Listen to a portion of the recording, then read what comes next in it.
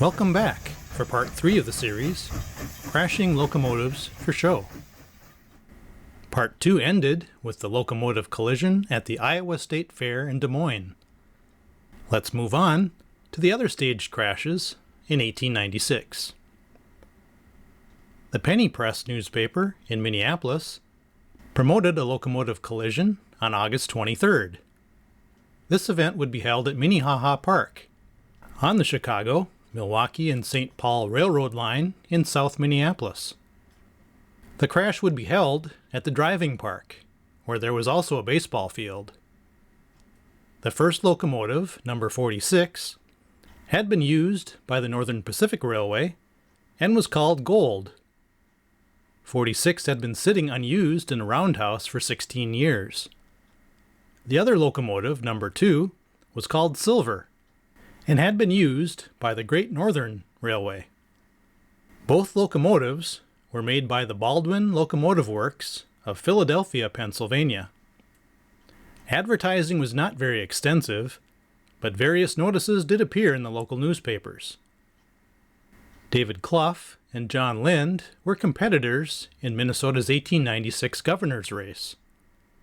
The August 23rd collision ended up being postponed to August 29th, 6 days later. On August 29th, about 2,000 people showed up at Minnehaha Park. The collision was supposed to occur at 3 p.m. Then it was 5 p.m. to allow the baseball game there to finish.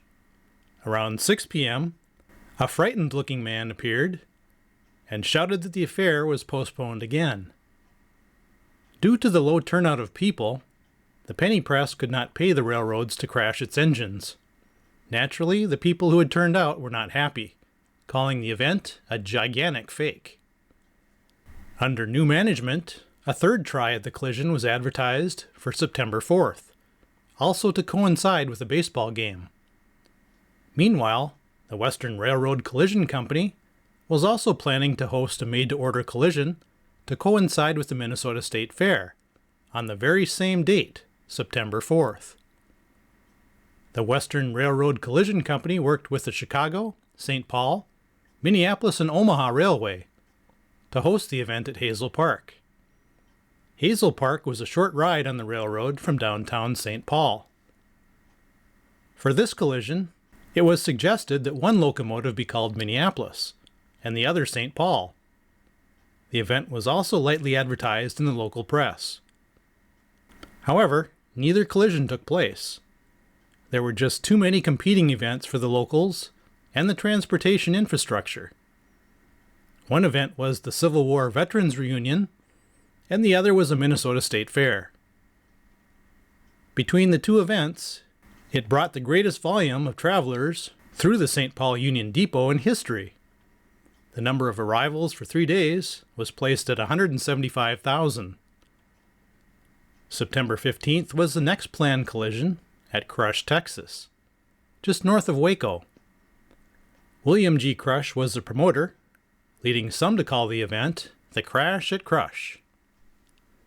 The collision was planned along the Missouri, Kansas, and Texas Railway, or the Katy, which had a line from Houston to Dallas.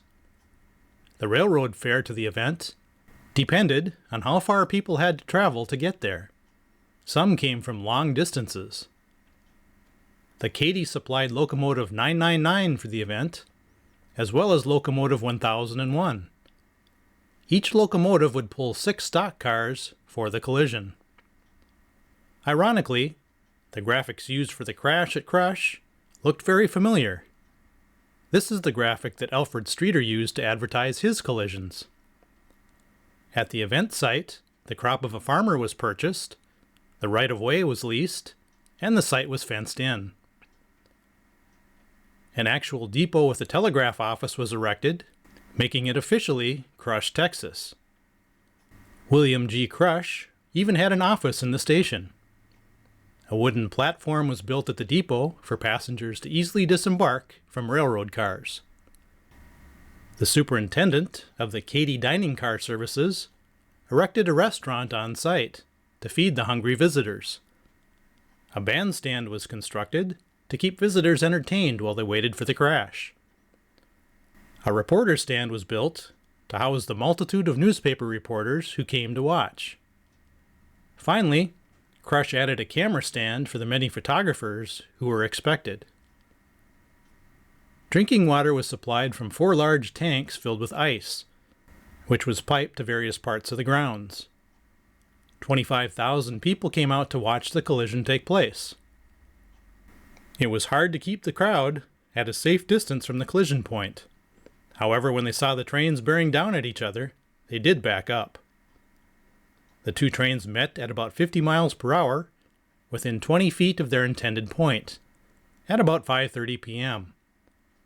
The engines shot upward, and the tenders and cars were piled in a heap of debris. Somewhat unexpectedly, the boilers exploded, sending metal fragments and pieces of machinery in every direction. A huge piece of one of the boilers rose 200 feet in the air, falling about 1,000 feet from the impact point. Not long thereafter, the crowd made a mad rush to the wreck.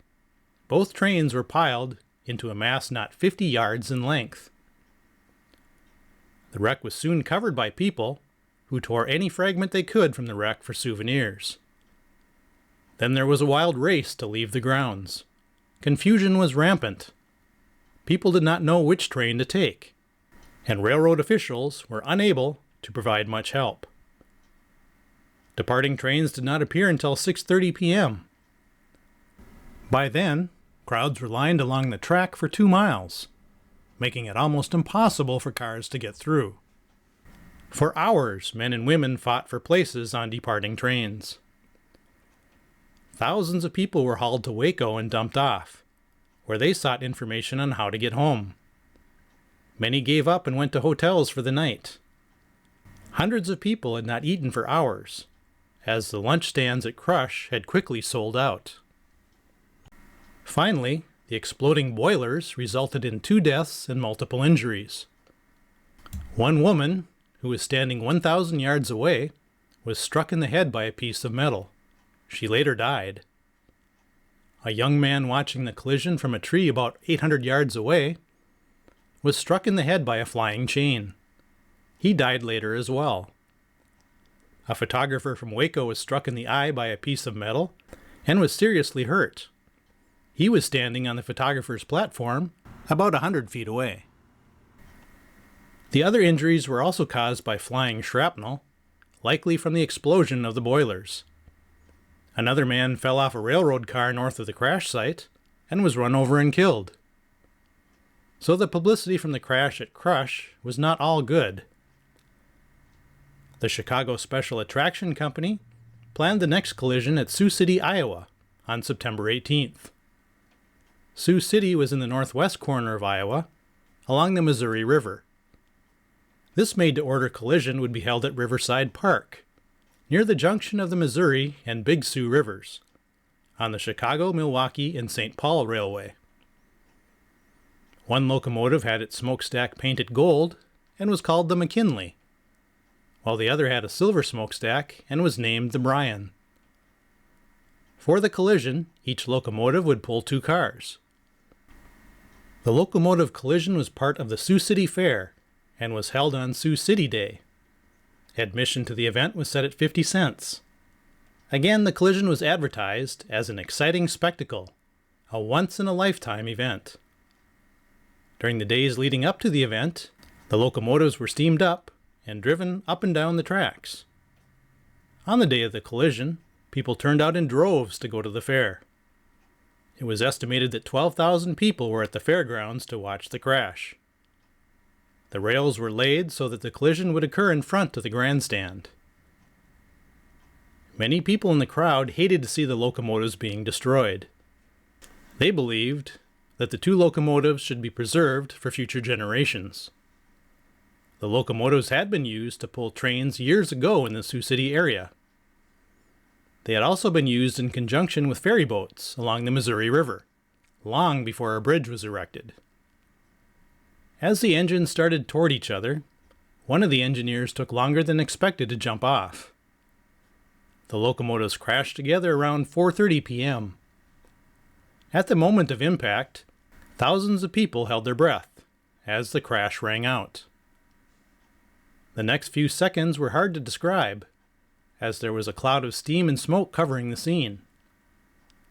Then the crowd, including women, rushed the wreck, where the iron foes were completely telescoped. It was noted that hundreds of boys did more damage to the trains than the collision itself. However, the event was considered a success. Streeter was involved in the next planned collision on September 27th at Evansville, Indiana.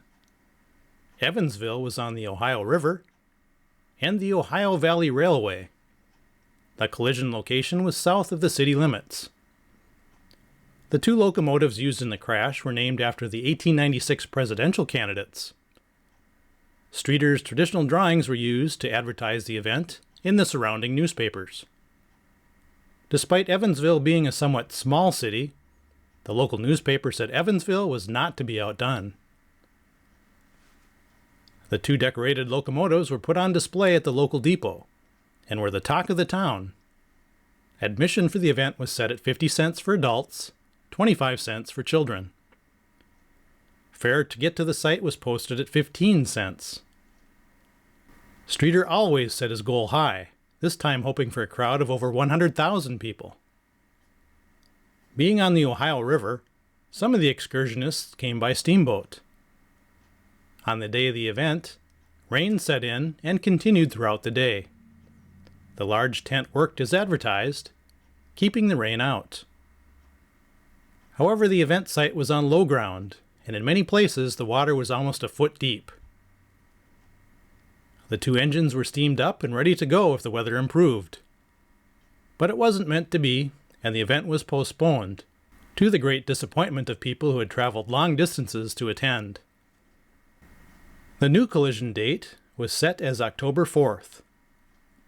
However, there was just too much water covering the grounds to dry out, so the collision was called off. Denver, Colorado was the site of the next planned collision on September 30th. The site selected for the crash was the Elyria neighborhood in northeast Denver. The site was near Riverside Cemetery along the South Platte River. One locomotive was from the Denver, South Park, and Pacific Railroad, and the other was from the Colorado Central. Both engines were painted red. One was called the Bill McKinley, and the other was named Mark Hanna. McKinley was a Republican nominee for president in 1896, and Hanna was the chairman of the Republican Party. Since Colorado was the country's leading silver producer, and the Republican Party supported a gold standard, Colorado preferred the Democratic Party. For the collision, each locomotive would pull one boxcar and one caboose. The object of the collision was to raise at least $20,000 for the Democratic Party. The cost of the show was in the neighborhood of $10,000. Both of the engines were made by the Brooks Locomotive Works of Dunkirk, New York. New locomotives were quickly being produced that made the old ones obsolete. Advertisements for the collision were placed in newspapers all across the region. After the deaths and injuries to the crowd in Texas, tubing was placed through the boiler heads to prevent them from exploding during the crash. The admission price was listed as 50 cents for adults and 25 cents for children. A new advertising ploy was used, asking people to vote for the engineers who would start the locomotives toward each other. Newspapers showed some of the favorite local engineers and listed the railroads they worked for. Denver newsboys paraded through the streets to advertise the show. The two decorated locomotives were put on display at Union Station in Denver. A huge canvas fence was erected around the grounds to keep non-payers away. Seating for 25,000 was set up inside the fence. Lunch stands were prepared to serve food to the crowd. On the day of the collision, engineer D.S. Bones was seen next to the locomotives with tears in his eyes. He said, "Many a mile have I rode with you, my girls, and I hate to see you go." Bones had come to Colorado in 1878 and took the first train through South Park. Ironically, Bones was voted in as one of the engineers to man the locomotives in the crash. 10,000 people from the region showed up to view the collision. The crowd may have been limited by the hot sun and dust. When the event did not start at 4 p.m., the crowd grew restless. The organizers had 6,000 people inside the enclosure, but there were still about 6,000 outside. Many people in the crowd didn't want to pay if they could observe the crash some other way for free. Therefore, many people stood on the roofs of nearby houses, some climbed up poles, and some stood on wagons.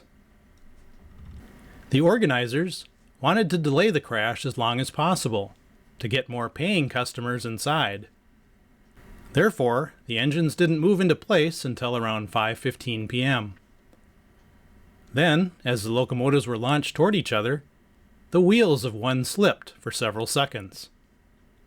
In addition, the two cars that had been coupled behind each engine were left behind. Due to the wheel slippage, instead of the collision occurring at the center of the amphitheater, it occurred near the crowd on the south side of the grounds. The crowd on the south side raced away from the track. The collision occurred as expected, with both locomotives rising into the air. As usual, boys and men climbed over the wreck seeking souvenirs.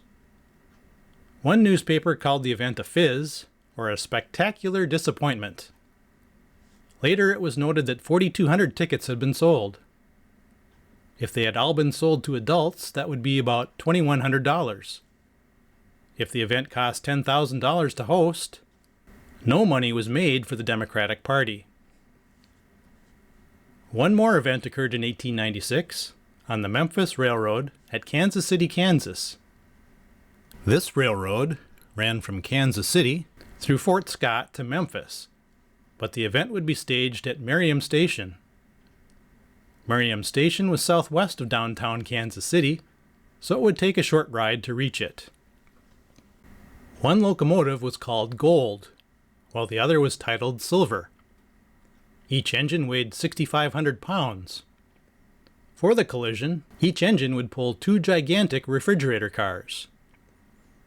Advertisements called the planned collision the biggest spectacle of the century, saying there was absolutely no danger to the public.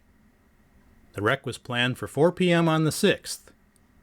The crash was part of Carnival Week in Kansas City.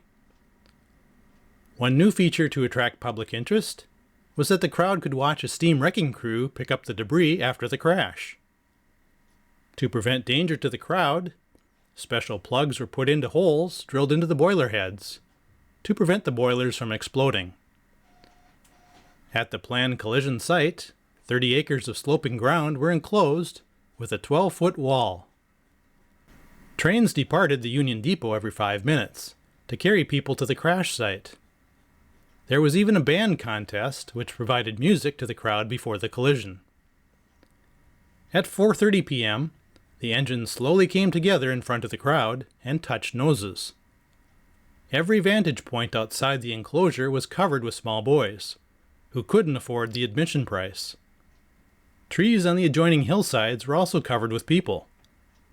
Dummies of the engineer and firemen leaned out the windows of the locomotives, adding to the realism. At the moment of impact, the locomotives reared up on their hind wheels and snorted. The local newspapers said it was a remarkable spectacle and that people were generally satisfied with the outcome.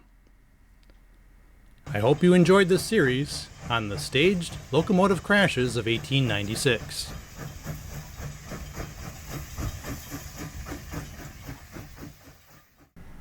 That concludes the video. Make sure to check out my other YouTube videos and my primary website at mnbricks.com.